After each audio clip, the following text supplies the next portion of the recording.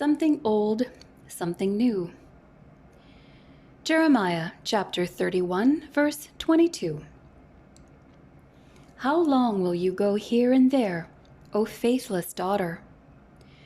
For the Lord has created a new thing in the earth. A woman will encompass a man. What does it mean for a woman to encompass a man, and when does it happen? Something old, something new. Something borrowed, something blue. So goes the saying for brides and what they carry on their wedding day. Is this passage also about romance and relationships? It is certainly speaking about something new for someone.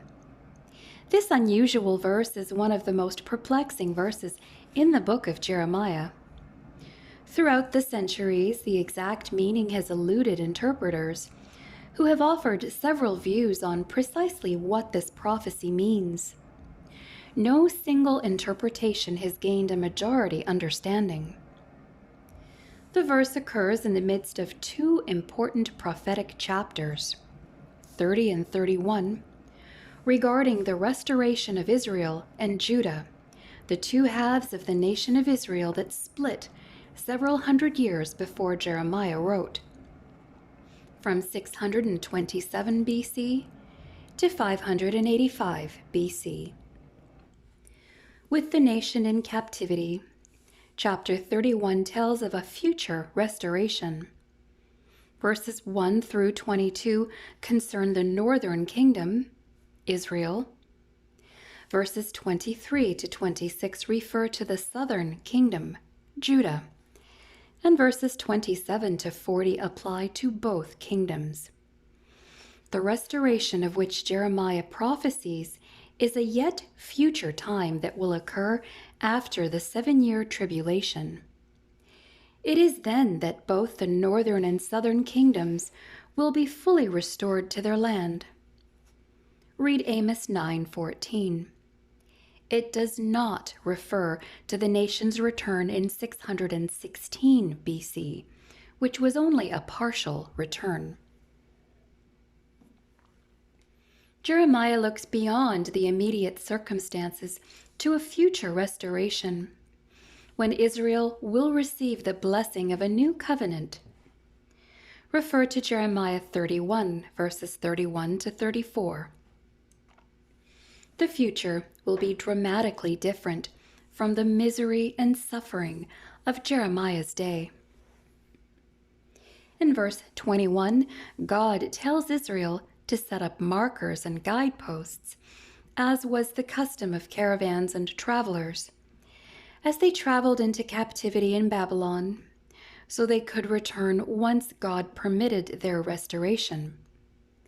When this happens, in verse 22, something new occurs. A woman will encompass or surround a man. An old but unlikely view coming from the early church fathers is that a woman encompassing a man is a prophecy of the virgin birth of Jesus Christ. It understands the new thing that is created as the incarnation of Jesus. But this does not at all fit with the context, and the verb encompass has no sense of conceiving.